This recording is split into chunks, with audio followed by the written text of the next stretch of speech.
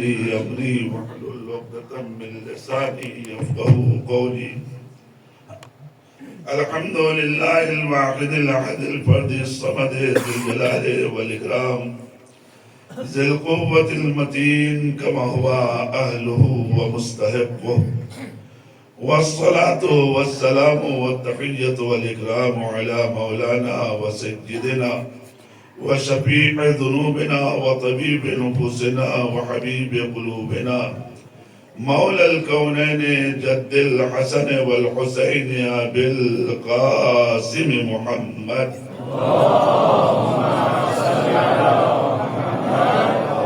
وأهل بيته الطيبين الطاهرين المعصومين المظلومين المقتولين واللعنة الدائمة الباقية على أعدائهم وقتلتهم وغاصبي حقوقهم ومنكر فضائلهم أجمعين من ليلتنا هذه إلى صباح يوم الدين. أما بعد، فقد قال إله العالمين في كتابه المبين: بسم الله الرحمن الرحيم.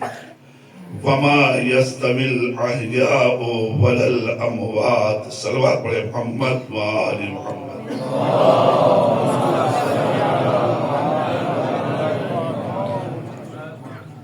سورہ فاتر کی 22ویں آیت کا ایک مختصر سا فقرہ انہوں نے سخن قرار دیا ہے اور اسی سے متعلق کچھ دیر گفتگو رہے گی. پروردگار عالم نے بنی آدم کو جن چیزوں سے نوازا ہے ان میں ایک زندگی ہے اور ایک موت ہے، اور یہ دونوں اس نے خلقت کی منزل میں رکھا. موت بھی اس نے خلق کی، حیات بھی اس نے خلق فرمائی. لیکن وہی پروردگار یہ بھی اعلان کر رہا ہے کہ وما یستوی الاحیاء، ہر جینے والا ایک جیسا نہیں ہے، ولا الاموات، نہ ہر مرنے والا ایک جیسا ہے. لفظ بدل دوں تو یوں کہوں، نہ سب کی زندگی ایک جیسی ہے، نہ سب کی موت ایک جیسی ہے.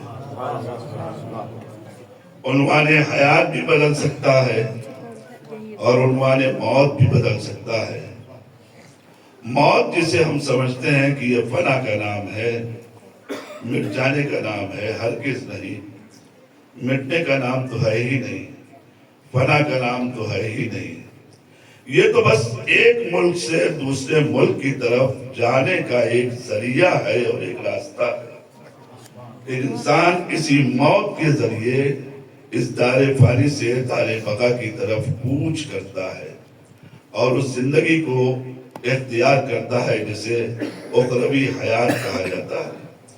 لیکن عزیزان محترم، اس زندگی میں کچھ ایسے افراد بھی ہوتے ہیں جو زندہ رہتے ہیں تو کچھ ایسا ہنر دکھا کے جاتے ہیں کہ لوگ ان سے قریب ہونے لگتے ہیں، اور کچھ ایسے افراد بھی ہوتے ہیں جو جیتے ہیں مگر لوگ ان سے بچنے کی دعائیں کرتے ہیں، ان کے قریب نہیں جاتے. مرنے والوں میں بھی اسی طریقے کے افراد ہیں. کچھ وہ ہیں کہ جو مر جاتے ہیں مگر ان کی طرف توجہ بھی نہیں جاتی. کچھ وہ ہیں جو مر جاتے ہیں اس کے بعد بھی دلوں میں بستے ہیں اور زندہ رہتے ہیں. عزیزان محترم، یہ بات بظاہر سمجھ میں نہیں آتی کہ کیسے ممکن ہے، لیکن قرآن مجید بار بار ہمیں سمجھا رہا ہے. قرآن مجید نے کہا ام حسب الذین اشتروا السیئات، کیا وہ لوگ گمان کرتے ہیں جن کو ان کی برائیوں نے مارا ہوا ہے کہ ہم ان کو ان کے جیسا قرار دیں گے کہ جنہوں نے ایمان بھی اختیار کیا ہے اور عمل صالح بھی اختیار کیا ہے. ہرگز نہیں. سواء محیاہم و مماتہم، ان کا جینا بھی ایک جیسا ہے، ان کا مرنا بھی ایک جیسا ہے. ہم ان دونوں کو برابر کیسے کر سکتے ہیں؟ جس کے جینے میں ہنر نہ پایا جائے، جس کے مرنے میں انداز نہ پایا جائے، نہ ایسے کو ہم پسند کرتے ہیں، نہ ایسے کو ہم محبوب رکھتے ہیں، بلکہ ہم تو اسے محبوب رکھتے ہیں جو جیے تو اس شان سے جیے کہ مولا کائنات یہ کہتے رہیں کہ جیو تو اس شان سے جیو کہ لوگ تمہاری طرف دوڑ پڑے، اور مرو تو اس شان سے مرو کہ لوگ تم پر گریا کریں. اس کا مقصد یہ ہے کہ جینے کا بھی ایک ہنر ہوتا ہے، مرنے کا بھی ایک سلیقہ ہوتا ہے. اب کیا کہا جائے، جہالت اگر رہ جائے تو یہ موت ہوتی ہے، علم اگر پنپ جائے تو یہ حیات ہوتی ہے. ایک صلوات پر محمد و آل محمد. اسی کائنات میں جیتے ہیں، اسی کائنات میں جیتے ہیں. ان کی زندگی کا کوئی ہنر، کوئی فرق ان کے جینے کا نہیں پڑتا، اس لیے کہ وہ اس نور حیات سے بے بہرا ہیں. وہ نور حیات ان کے پاس نہیں ہے جو ان کی حیات میں کوئی اثر پیدا کر سکے، کوئی روک پیدا کر سکے. میں اس معاملے کو دو جملوں میں کہہ کے گزر جانا چاہتا ہوں کہ اگر انسان ولایت کے سائے سے دور ہے تو سانس لیتے ہوئے بھی مرتا ہے، اور اگر ولایت کے یشت میں ڈوبا ہوا ہے تو مر جانے کے بعد بھی زندہ کہلاتا ہے، مردہ نہیں کہلاتا. اور نبی کہتے ہیں کہ جو محبت اہل بیت میں مر جائے اسے مردہ نہ سمجھنا، وہ زندہ ہے، اس لیے کہ اسے شہادت کا درجہ ملتا ہے. اور جو شہید ہوتا ہے وہ مردہ نہیں ہوتا. اس کا مقصد یہ ہے کہ اس زندگی میں ہاتھ پاؤں کے چلانے کا نام حیات نہیں ہے، کھانے پینے کا نام حیات نہیں ہے، سانس لینے کا نام حیات نہیں ہے. حیات اس وقت ہے کہ جب ان ساری چیزوں کے ساتھ ولایت کے کام کو انسان آگے بڑھا رہا ہو، ولایت کے نقطۂ نظر سے ہر عمل کو اپنے مدد نکھار رہا ہو، تب انسان زندہ ہے. اور کیا کہنا اس ایک شخصیت کا کہ جس نے اپنی زندگی میں اپنے جو کارنامے رکھے ہیں وہ آپ کے پیش نظر ہے. مجھے زیادہ تعریف نہیں کرنی ہے کیونکہ میرے چچا ہیں، لیکن میں جو بات کہنا چاہتا ہوں وہ یہ کہنا چاہتا ہوں کہ تو ایسے بھوکے ہیں کہ جو کبھی سیر نہیں ہوتے. یہ تو آپ کے پیش نظر ہے نا، منہومان لا یشبعان، تو بھوکے کبھی اس کائنات میں جی سیر نہیں ہوتے. ان میں کی پہلی قسم کس کی ہے؟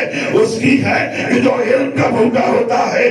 یہ علم کا بھوکا جب ہوتا ہے نا تو وہ کیسا ہوتا ہے؟ وہ اس انداز کا ہوتا ہے کہ اپنی زندگی میں جتنا حاصل کرتا جاتا ہے اتنا ہی منکسر المزاج ہو کے کائنات کے سامنے اپنے کو رکھتا ہے، تاکہ پتہ ہے کہ یاد رکھنا غرور کا نام حیات نہیں ہے، ان کے ساری کا نام حیات ہے. ایک صلوات پر محمد.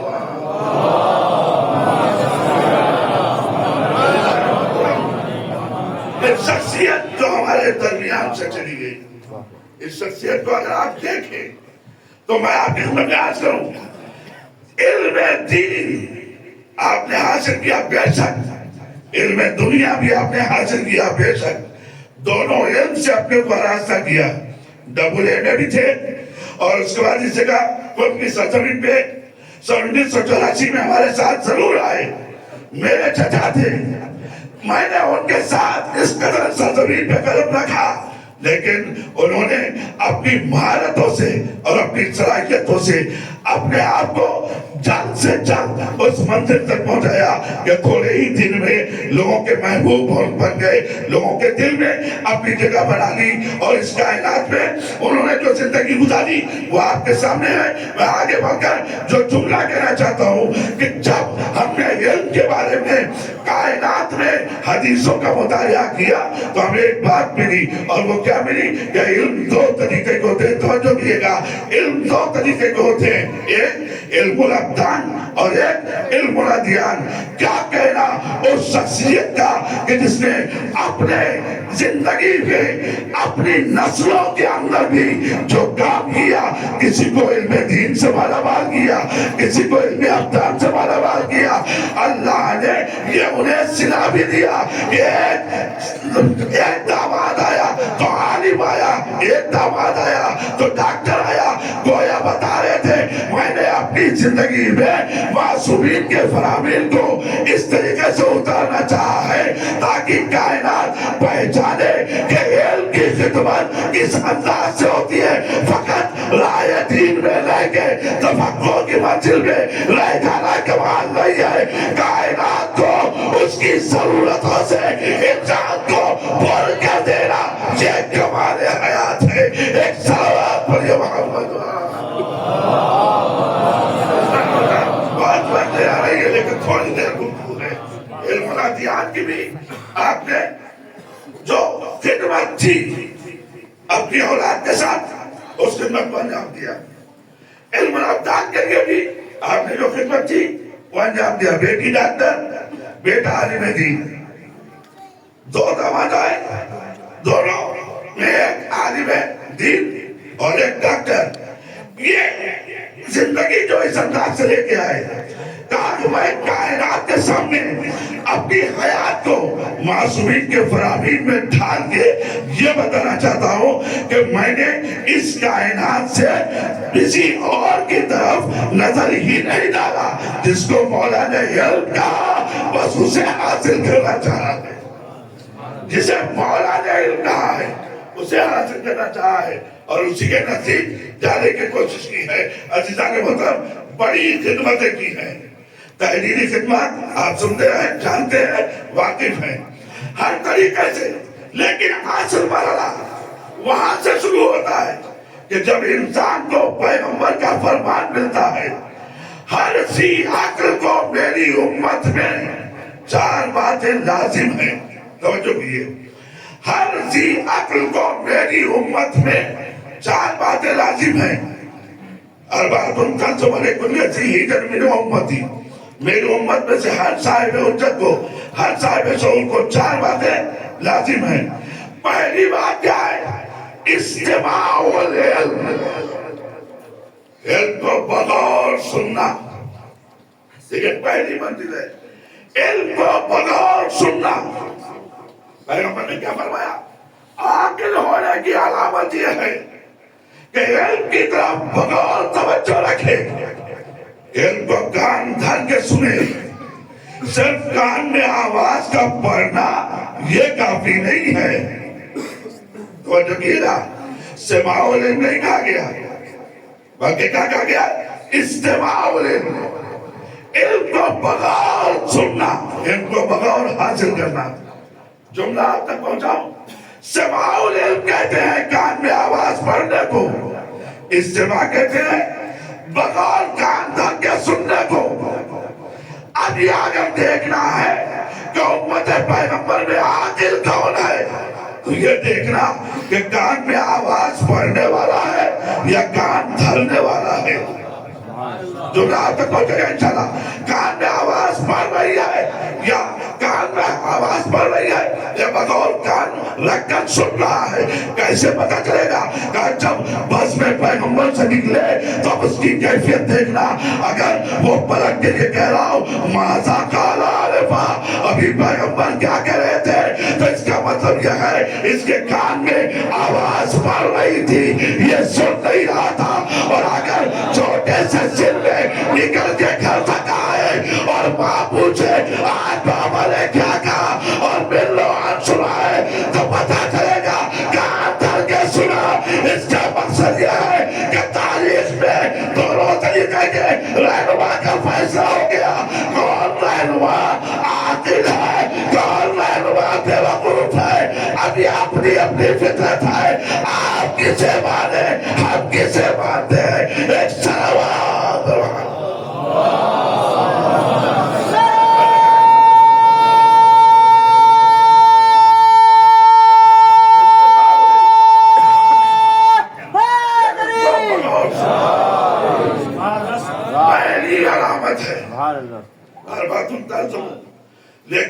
ذی ہجن من امتی، میری امت میں سے ہر صاحب حجت، ہر صاحب شعور، ہر صاحب دلیل، ہر صاحب عقل کے لیے 4 باتیں لازم ہیں۔ پہلی بات استماع العلم، علم کو بغور سننا۔ معاف کیجیے گا، میں جزالت نہیں کہہ سکتا آپ کی خدمت میں، لیکن اتنا تو کہہ سکتا ہوں، اپنے نفس کو پرکھنے کے لیے یہی کافی ہے کہ ہم درس کی صف میں بیٹھ کر کانوں میں آواز پڑ رہی ہے اس قابل ہے یا کان دھر کے سننے والے ہیں۔ اتنا تو ہمارے اندر ہنر آنا ہی چاہیے کہ ہم اپنے نفسوں کو پرکھیں، اپنے آپ کو پرکھیں۔ دیکھیے ائمہ کا کام ہے، نبی کا کام ہے کہ وہ سامنے ہمارے اصول رکھیں، ضوابط رکھیں، قانون رکھیں، ان ضوابط کو اپنے نفس کے اندر پرکھنا یہ ہمارا کام ہے۔ ہم پرکھیں، ہم دیکھیں کہ اس منزل میں ہے کہ نہیں۔ چلیے پہلی علامت استماع العلم، علم کو بغور سننا۔ پھر اس کے بعد ثم حفظ، پھر اسے یاد رکھنا، یہ دوسری منزل ہے۔ پھر اس کے بعد ثم نشر، پھر اسے نشر کرنا، یہ تیسری منزل ہے۔ پھر کہا ثم العمل بہ، پھر اس پر عمل کرنا۔ اب میں کچھ نہیں کہوں گا، صرف اتنا کہنا چاہتا ہوں، اس حدیث کی 4 منزلوں کو جو ہمارے سامنے رکھا گیا، ان 4 منزلوں کو دیکھیں اور اس شخصیت کو جس کی یاد میں ہم بیٹھے ہیں، اس شخصیت کو دیکھیں اور سوچیں کہ اس نے اپنے نفس میں ان چیزوں کو اتارا تھا کہ نہیں اتارا تھا، اور کس حد تک اتارا تھا۔ دیکھیں علم بغور سننا ایک کمال، یاد رکھنا دوسرا کمال، تیسرا کمال اسے نشر کرنا، چوتھا کمال اس کے مطابق عمل کرنا۔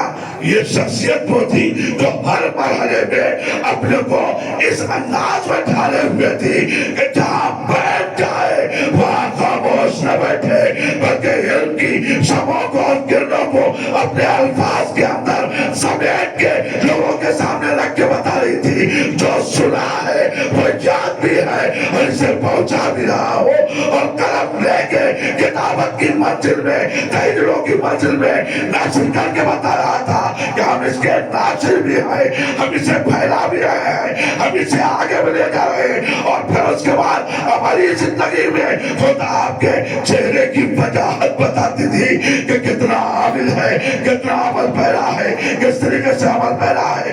بے شک ساتھ کی زندگی کی یہ بتا رہی تھی صاحب برا ہے، صاحب تقویٰ ہے، پرہیزگار ہے، عامل ہے، عبادتوں والا ہے۔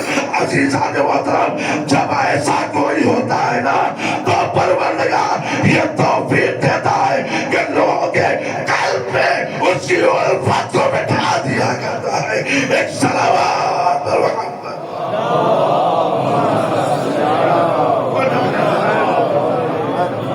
ٹھیک ہے میرے چچا تھے اپنی جگہ، لیکن جو خاصیت ہے وہ تو بیان کی جائے گی نا، جو چیزیں ہیں وہ تو کہا جائے گا نا۔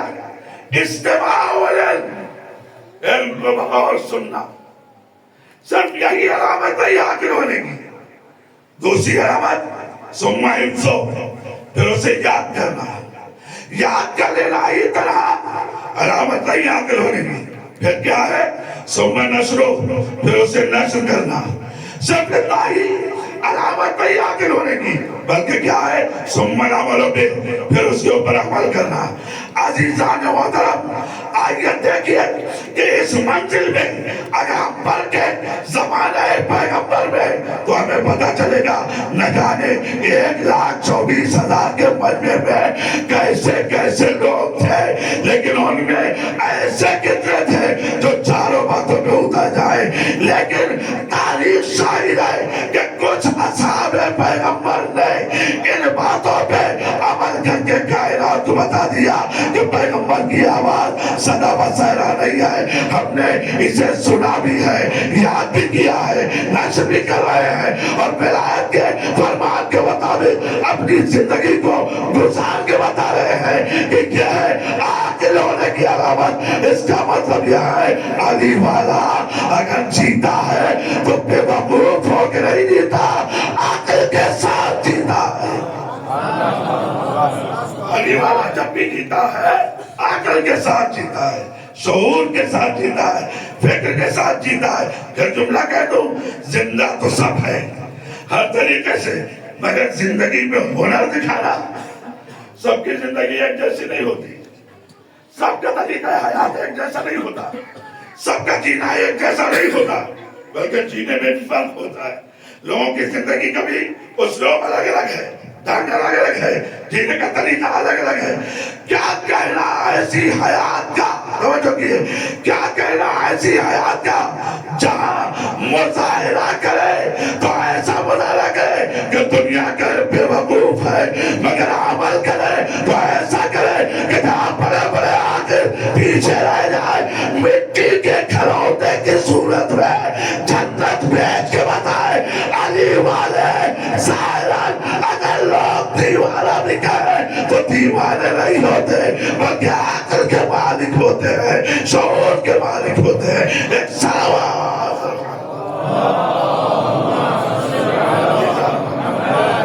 زندگی اور موت دونوں کے اندر فرق ہونا چاہیے۔ زندہ رہے تو اس انداز سے، اور مرے تو اس انداز سے۔ دیکھیں لوگ کہتے ہیں علامت یہ ہے زندہ رہنے کی کہ سننے کی صلاحیت ہونی چاہیے۔ بے شک میں بھی کہتا ہوں، بے شک اگر سننے اور سمجھنے کی صلاحیت ہے تو زندہ ہے۔ یہیں سے تو فرق محسوس ہوتی ہے کہ علی والے کی حیات میں اور جو علی والا نہیں ہے اس کی حیات میں کتنا فرق ہے۔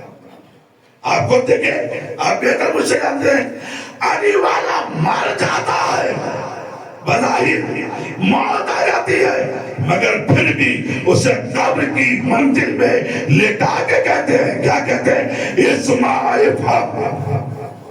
یہ اسماعیل فرق کیوں کہہ رہے بھائی؟ یہ ہلا ہلا کے اشارہ کر رہے ہیں، اسماعیل فرق کا بتا رہے علی والا مر کے بھی نہ سماعت سے معلوم ہوتا ہے نہ فہم سے معلوم ہوتا ہے۔ علی والا مر کے بھی نہ سماعت سے معلوم ہوتا ہے نہ فہم سے معلوم ہوتا ہے۔ یہ دونوں چیزیں اس کے پاس پائی جاتی ہے۔ تو اگر مرنے کے اندر یہ ہنر ہے اس کے، تو زندگی میں کیسا ہنر ہونا چاہیے؟ زندگی میں کیسا ہنر ہونا چاہیے؟ عزیزان وطن، زندگی میں بھی اس کی سماعت کار فرما ہو اور فہم کار فرما ہو، ایسے ہونا چاہیے یہ بات۔ میں آپ کے سامنے کیا عرض کروں؟ دنیا سمجھتی ہے کہ مذاہب کی منزل میں آ کر کے ہم ان سے ان کے فہم کو بھی چھین لیں گے، ان کی تکلیف کو بھی چھین لیں گے، سماعت کو بھی چھین لیں گے، مگر میزم نے اپنے درد سے اپنے عمل سے کائنات کو بتایا اب اس سے زیادہ کیا تکلیف دو گے کہ میجے تم نے ٹھوک دی ہے میرے سینے میں بھی، میجے تم نے میرے ہاتھوں میں بھی ٹھوک دی ہے، جسم کے رگوں سے خون نکل رہا ہے، قطرہ قطرہ گر رہا ہے، مگر اتنے قطرے گرنے کے بعد بھی میرا ہوش اتنا سالم ہے، میرا حواس اتنا سالم ہے، میری فہم میرا ساتھ دے رہی ہے کہ میں دار سے یہ آواز دے رہا ہوں، آؤ علی کے فضائل لے جاؤ۔ اس کا مقصد یہ ہے کہ مولوی سب کائنات کو سمجھا رہے تھے کہ اصلی علی والا وہ ہوتا ہے جو مذاہب میں بھی علی کی باتیں بھولے نہیں بلکہ کائنات تک پہنچاتا رہے۔ ایک صلوات یہ ہے زندگی، یاد رکھے گا۔ اسی قرآن مجید کی اسی آیت میں جس کو ہمارے سبت بنا دیا، اس میں پروردگار نے کیا کہا؟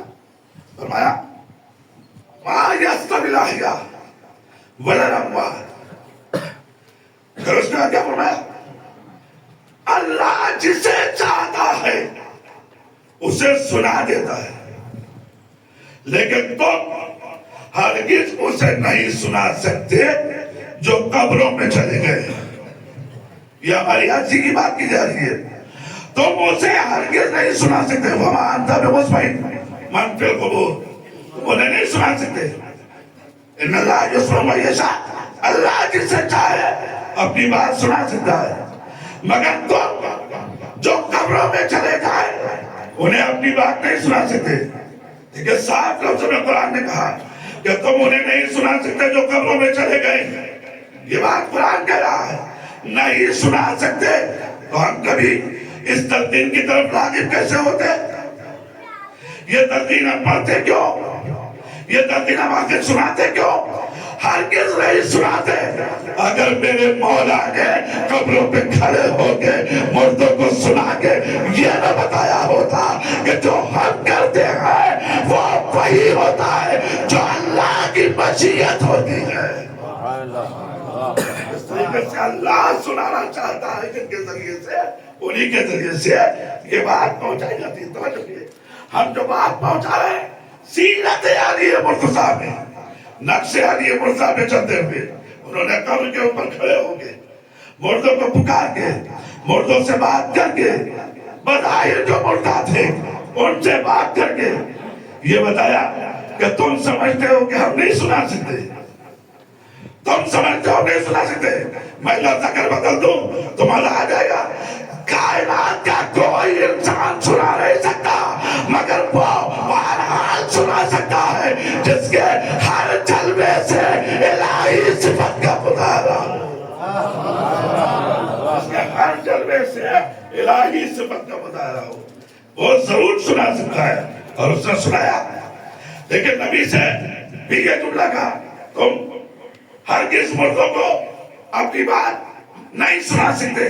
تو کیا پیغمبر مردوں سے بات کر رہے تھے؟ یہ تو زندہ تھے جن سے پیغمبر بات کر رہے تھے. مگر یہ زندہ سے کہہ کے نبی بتا دیا کہ سانس لینے والے کو زندہ نہ سمجھنا. سانس لینے والے کو زندہ نہ سمجھنا.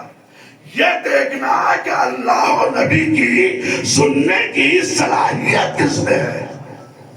اگر زندہ دیکھنا ہے اور زندہ سمجھنا ہے تو یہ دیکھو اللہ کی باتیں نبی کی باتیں ولی کی باتیں کون سنتا ہے اور کون سمجھتا ہے. یہ ہر ایک کے بس کی بات نہیں ہے. حیات حاصل کرنا ہے تو دریا محمد پہ آؤ. یہاں سے تمہیں حیات کا سلیقہ ملے گا. یہاں سے زندگی کو اسلوب ملیں گے. یہاں سے زندگی کا سلیقہ اس انداز سے ملے گا. توجہ کیے اس انداز سے ملے گا کہ جہاں کٹی ہوئی گردنوں سے بھی آواز آئے گی. کیا کرے فرزند رسول ہمیں موت نے بظاہر مجبور کیا ہے مگر آپ اگر اجازت دیں آپ اگر اجازت دیں تو ہم پھر آپ کے اوپر قربان ہونے کے لیے تیار ہیں. یہ کٹی ہوئی سڑکوں سے جو آواز آ رہی تھی یہ آواز مجھے بتا رہی تھی کہ زمانہ سمجھ رہا ہے کہ ان کے سر و گردن میں جدائی ہو گئی تو سلسلہ حیات منقطع ہو گیا. لیکن یہ سلسلہ حیات منقطع نہیں ہوا ہے بلکہ یہ راہ الہی پہ چلنے والے یہ سالکان راہ الہی ہیں جو اس راہ پہ چلتے ہیں وہ مرتے نہیں ہیں زندہ رہتے ہیں. عزیزان محترم زندہ رہنا کمال ہے اور اس زندگی کو اور باہنر بنانا ہے تو پھر معصوم کی دعا کا حقدار بننا. اگر انسان بن جائے حقدار تو کیا کہنا. اب میں کیا کہوں ایسی شخصیت کو کہ جس نے اپنی زندگی میں اپنے کو معصوم کی دعا کا حقدار بنایا تھا. معصوم نے یہی تو دعا کی تھی. ہمارے پانچویں امام نے رحم اللہ عبدن یحیی امرنا اللہ رحمت نازل کرے ایسے بندے پہ جو ہمارے امور کو زندگی عطا کرتے ہیں. آپ توجہ کیے جو ہمارے عمر کو زندگی عطا کرتے ہیں. پوچھا گیا سوئلہ فما ہوا عمرکم آپ کا عمر کیا ہے تو آواز دی کہ ہمارا عمر یہ ہے کہ یتعلم علومنا ویعلم الناس. ہمارے علوم کو جو سیکھتا ہے اور لوگوں تک پہنچاتا ہے. اموں نے اپنی زندگی میں عمل پیش کر کے بتایا تھا. ہم علوم آل محمد کو سیکھ بھی رہے ہیں لوگوں تک پہنچا بھی رہے ہیں. یہ پہنچا نہیں رہے ہیں رحمت کی دعا کے حقدار بن رہے ہیں. ایک سلام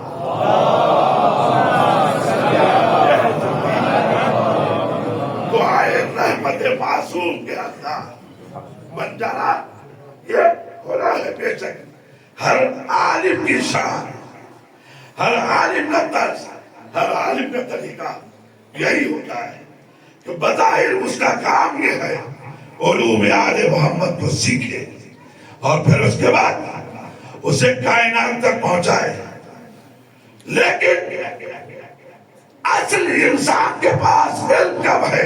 جب یہ سوال مولا کائنات سے کیا گیا تو انہوں نے آواز دی خیر العلوم من اصلح کا، خیر العلم من اصلح کا، یہ جملہ مولا نے فرمایا، کیا فرمایا؟ کہ بہترین علم وہ ہے جو خود تمہیں سنوار دے۔ ایک توجہ کریں اللہ نے بہتا، بہترین علم وہ ہے جو تمہیں سنوار دے، یہ دوسروں کو سنوار دینا یہ ہنر نہیں ہے، اپنے آپ کو سنوار لینا یہ ہنر ہے۔ بہترین علم کیا ہے؟ جو تمہاری صلاحیت، جو تمہیں درست کر دے، جو تمہیں صالح بنا دے، جو تمہیں نیکوکار بنا دے، جو تمہیں تہذیب والا بنا دے، جو تمہیں تمدن والا بنا دے، جو تمہیں اس قابل بنا دے کہ کائنات دیکھے تو دیکھنے کے بعد کہے ہاں یہ کوئی آل محمد کا پرستار ہے، جو جی رہا ہے، جو چل رہا ہے، جو بول رہا ہے، جو اس کائنات میں جی رہا ہے، سانسیں لے رہا ہے۔ جب ایسی منزل آتی ہے تو آل محمد کی آواز دیتے ہیں ہم نے اس کو جب اپنے علم کے تحت ایسا بنا دیا تو اب تو تم سوچو کہ جب یہ ایسا ہے ہمارا علم کے تحت تو ہمارا کردار کیا ہوگا، ہماری حیثیت کیا ہوگی۔ ایک سلوات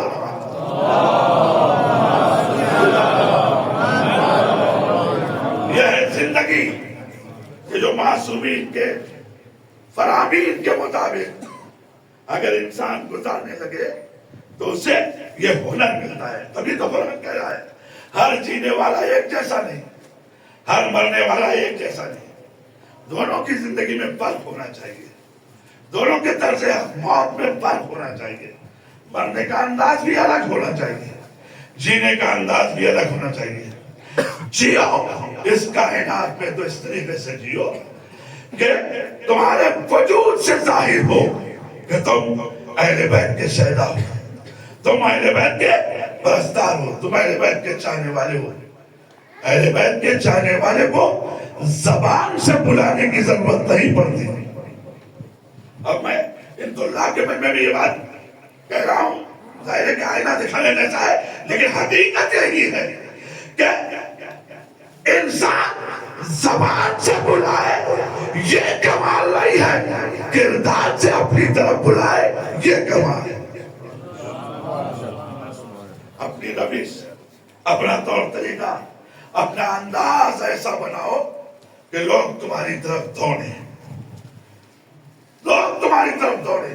اپنی روش ایسی بناؤ، اپنا طور طریقہ ایسا بناؤ۔ میں آپ کو نصیحت نہیں کر رہا ہوں بلکہ اپنے نفس کی اصلاح کے لیے بات کر رہا ہوں۔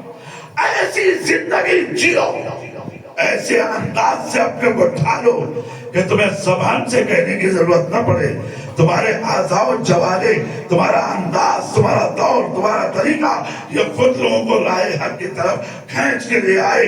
جب ایسا ہوتا ہے تو پھر زندگی کا معیار الگ ہو جاتا ہے، زندگی کا طریقہ الگ ہو جاتا ہے۔ بس میں ایک بات اور آپ کی خدمت میں عرض کروں اور اس کے بعد اپنی مجلس کو اختتام کی منزل لے جاؤں، اسی کا وقت زیادہ ہو چکا ہے، میں کچھ بیان کرنے کے قابل اپنے کو محسوس نہیں کرتا، لیکن جب آ گیا ہوں ممبر پہ ذمہ داری کے رہے تو کچھ باتیں آپ کے گھر میں پہنچانے کی میں نے کوشش کی ہے۔ توجہ کیجیے گا، زندگی کو ایسا بناؤ کہ لوگ تمہاری طرف دوڑنے پہ مجبور ہو جائیں. زندگی کو ایسا بناؤ کہ تمہیں کہنا نہ پڑے. زندگی کو ایسا بناؤ کہ زبان کو ہلانا نہ پڑے بلکہ لوگ دوڑے آئیں. یہی تو ہم نے دیکھا کہ 25 سالہ دورے حکومت میں، دورے خلافت میں کائنات کے امیر نے اپنی زندگی کو کچھ ایسا بنایا کہ 25 سال کے اس مدت کے اختتام پہ علی کو نہیں جانا پڑا. لوگوں کے درمیان لوگ کھینچ کر علی تک آنے لگے کہ آپ اس خلافت کو قبول کریں. علی نے آواز دیا، دیکھو زبان سے نہیں کردار سے بلایا جاتا ہے. ایک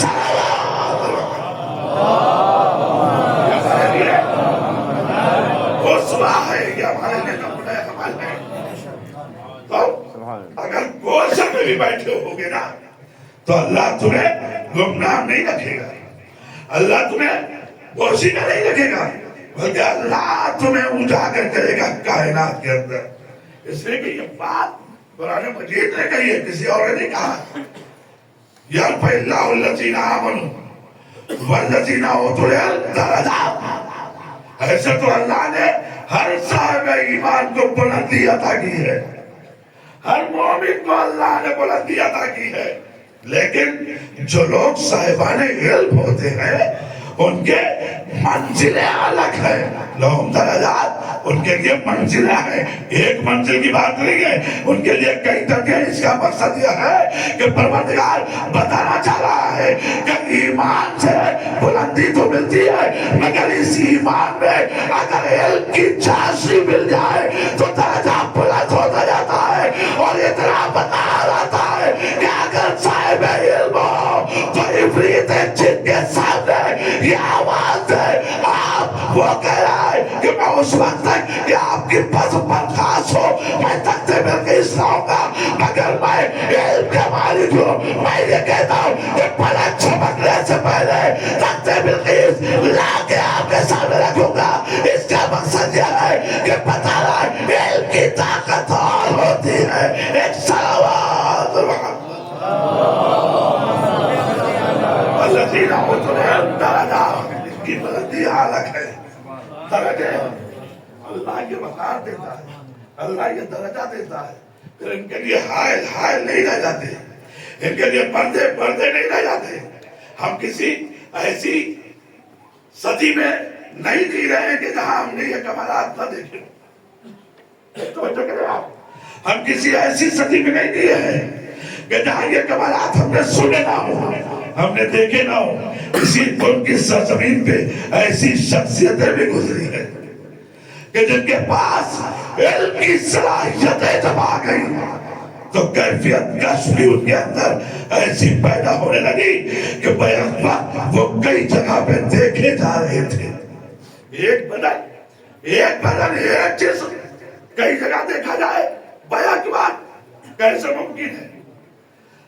یہ بات سمجھ میں نہیں آتی، ذہن میں نہیں آتی بات. لیکن آیت اللہ بہجت کی زندگانی نے کائنات کے سامنے اس مسئلے کو حل کر دیا. قوم میں بھی دیکھے گئے، مشہد میں بھی دیکھے گئے، دوسری جگہ پہ دیکھے گئے.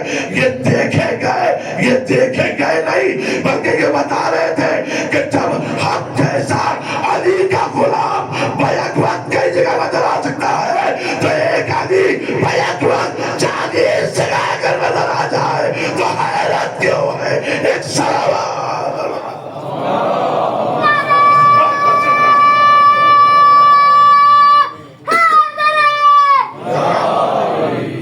اتنا ہے کہ جتنا علم بڑھتا جاتا ہے اتنا ہی کمالات کا اظہار ہوتا جاتا ہے. جتنا علم انسان کے اندر اترتا اور سماتا جاتا ہے اتنا ہی کمالات کا اظہار اس سے ہوتا جاتا ہے. کیا کہنا، جب یہ علم اپنی اس منزل پہ آ جائے کہ وہ منبر پہ بیٹھ کے دعویٰ سلولی کرے، جب اس منزل پہ آ جائے کہ ممبر پہ بیٹھ کے دعوائے سلولی کرے تو اس کی حیات کا عنوان کچھ ایسا ہوتا ہے کہ کائنات دیکھتی ہے، کیا دیکھتی ہے کہ دوش ہوا پہ قدم ہے اور دو ہاتھوں پہ درے خیبر ہے اور درے خیبر پہ لشکر ہے. یہ منظر نہیں تھا. علی بتا رہے تھے حیات کا ایک ہنر یہ بھی ہوتا ہے کہ انسان کا تسلط ان چیزوں پہ ہو جائے جو امر الہی ہوتے ہیں. ایک صلوات یہ ساری صلاحیتیں اس وقت آتی ہے. حیات انسان کو جینے کا سلیقہ، جینے کا انداز علم کی روشنی میں بدل جایا کرتا ہے. ہمارے امو مولانا ولی الحسن صاحب قبلہ طابہ صلاح، ان کی حیات میں بھی جو جینے کا انداز اور سلیقہ رہا ہے ان کے سرزمین پر. دیکھیے صاحب علم کبھی کسی کی طرف اس کی جیب پہ یا اس کے مال پہ نظر نہیں رکھتا، بلکہ اس کے اندر شان سخا پائی جاتی ہے. اس کے اندر مختلف شان ہیں جو پائی جاتی ہیں. میں تعریف نہیں کروں گا مگر آپ جانتے ہیں کہ وہ ایسا فقیر تھا کہ جو اپنے فقر میں بھی بالکل بے نیاز رہتا تھا. کبھی انہوں نے کوئی شکوہ، کبھی انہوں نے کوئی گلہ اس انداز کا نہیں کیا. کیوں؟ اس سے کہ تلے آل محمد کے تہذیب یافتہ تھے. ہاں عزیزان محترم، ایک شخصیت ہمارے درمیان سے گزر گئی. آئے تھے سن 84 کے آخر میں ہم اور چچا دونوں اس جگہ پر سرزمین گم پہ ایک ساتھ. لیکن اس کے بعد سن 97 تک میں ان کے ساتھ رہا ہوں. سن 97 میں یہاں سے چلا گیا. پھر اس کے بعد میرا آنا بہت کم ہوا، لیکن جب آیا چچا کے ساتھ اپنے بیٹھتا تھا اور گفتگو ہوتی رہتی تھی. ہر منزل پہ وہ بہت چاہتے تھے، بڑی محبت فرماتے تھے. ہمارے خانوادے میں لوگ گواہ ہیں اور زہیر میاں اور بریر یہ دونوں میرے چھوٹے بھائی اس بات کے گواہ ہیں کہ امو سے ہمارا جو رابطہ تھا، جو طور طریقہ تھا، جو انداز تھا وہ الگ تھا. میں اپنے طالب علمی کے دور میں بھی اگرچہ بعض اوقات ایک ہی درس میں ہم لوگ گئے لیکن میں الگ دروازے سے نکل جاتا تھا کہ کبھی میرے چچا کو یہ احساس نہ ہو کہ یہ بھتیجا میرے ساتھ آ رہا ہے.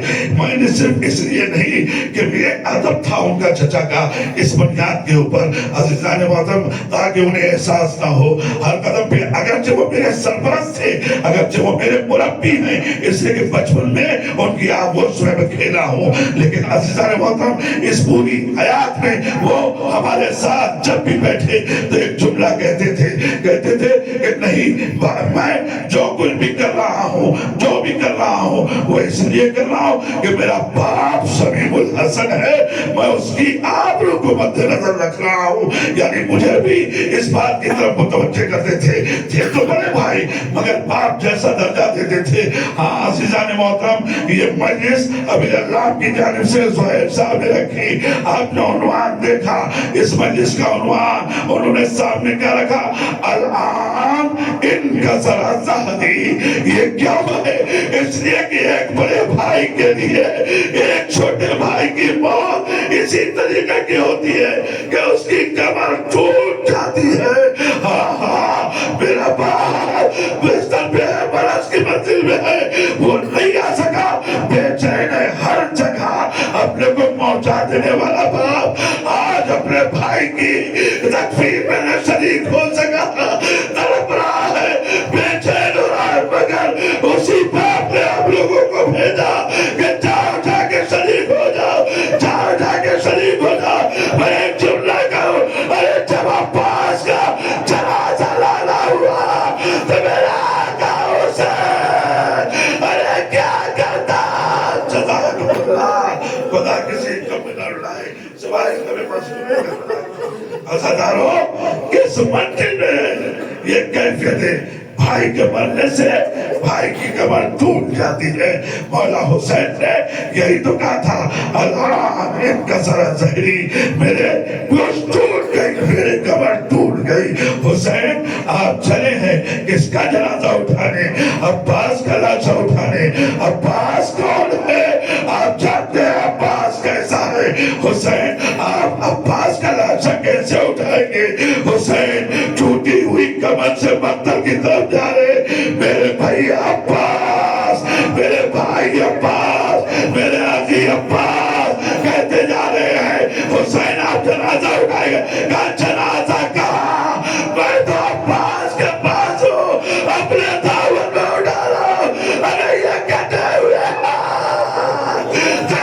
میں لے کے جاؤں گا۔ خدا کی صرف میں کر رہا ہے سوائے میں مطلع کے خدا کے عزیزوں، اس سارے ثواب کی مجلس ہے، میں آپ سب کا دس بستہ شکریہ ادا کر رہا ہوں، تہہ دل سے شکریہ ادا کر رہا ہوں۔ اس پردیس میں آپ نے ہم کو اس بات کا حسارہ نہ ہونے دیا کہ کہیں سے ہم تنہا ہو، آپ سب ہمارے دوست بدوش رہے، ہمارے ساتھ ساتھ رہے۔ میرے چچا کا جنازہ بڑی شان و شوکت سے آپ نے اٹھایا، لے کے آیا، قبرستان تک پہنچایا، دفن کی منزلوں تک پہنچا دیا، مگر میں کہوں گا ہائے میرا آقا حسین، ارے اس کا جنازہ، ارے کوئی اٹھانے والا نہ تھا، کون تھا جو سیدھے سجاد کا سہارا بنتا، کون تھا جو بیمار باپ کا ساتھ دیتا؟ جزاکم اللہ، خدا کسی طرف میں ڈر رہا ہے سوائے قبر مظلوم کربلا کے۔ دو بیٹے ہیں، دونوں بیٹے رو رہے ہیں، دونوں بیٹیاں ہیں، دونوں بیٹیاں ماتم کر رہی ہیں، کس کا باپ چلا گیا، کس بات کا غم ہے، باپ کے سائے سے محروم ہو گئے۔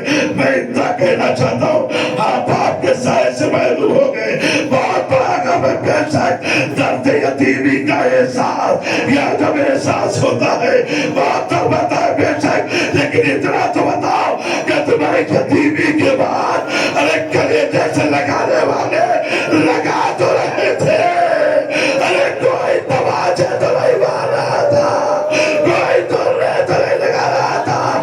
ہائے وہ یتیم حسین، ہائے وہ یتیم حسین، سکینہ تماچے کھا رہی تھی، سکینہ کے رخساروں میں تماچے، سید سجاد کی پوچھ میں دورے۔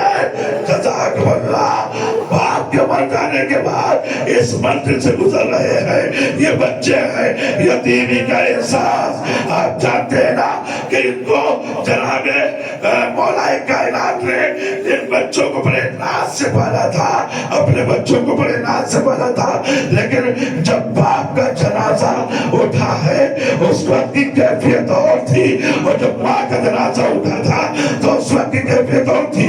ماں کے جنازے میں ہمیں یہ ملا کہ جناب زینب تابوت کے نیچے ساتھ ساتھ دروازے تک آ گئی تھی، مگر مولا کائنات کے جنازے میں زینب سے حسین نے کہا یہ کوفہ ہے، کوفہ میں یہی رہ جاؤں جزاکم اللہ، مگر میں کہوں گا زینب آپ کی آنکھوں نے آج منظر دیکھا، ایک جنازے کو دو بھائیوں نے اٹھایا لے کے چلے، ہائے کربلا میں آپ کی نظریں یہ دیکھ رہی ہے، بھائی بے کفن آپ طرف کی آواز دے رہی ہے، ہائے میرے سر پہ رضا بھی نہیں ہے کہ میں اپنے بھائی کو بھاگ سکوں، آواز چلی ہے خودی، یہ میرے لال صبر کرو، یہ میرے لال صبر کرو، ہم غریب تمہارا بیش کا کو دفن کرو گے، ہاں ستارو میرا مولا آیا آگے دفن کیا۔ میں نے کل کا منظر دیکھا کہ قبر میں اتر کے مولانا حسین مرزا صاحب بڑی آسانی کے ساتھ قبر میں اتر کے ہمارے چچا کو آسانی سے لٹا رہے تھے، ادھر ادھر کرن بدل رہے تھے۔ میں دیکھ رہا تھا اور سوچ رہا تھا کہ جب جنازہ دیا جاتا ہے تو کچھ لوگ اوپر سے جنازہ تھمانے والے ہوتے ہیں، کچھ لوگ جنازہ قبر کے اندر تھامتے ہیں۔ ہاں میں سمجھ لگا ہائے کربلا کہ جب میرا آقا سید سجاد چلا ہے، میں جنازہ لے کے قبر پہ تو آ گیا، مگر کیسے نیچے تھے، ارے تو ہاتھ آواز ہوئے، لا میرے لال حسین کو دے دو، سید سجاد نے جنازہ تھمایا، یہ لالا میرا بابا گھوڑوں کی ٹاپوں سے بار بار کر دیا گیا، یہ لالا دنیا سے گیا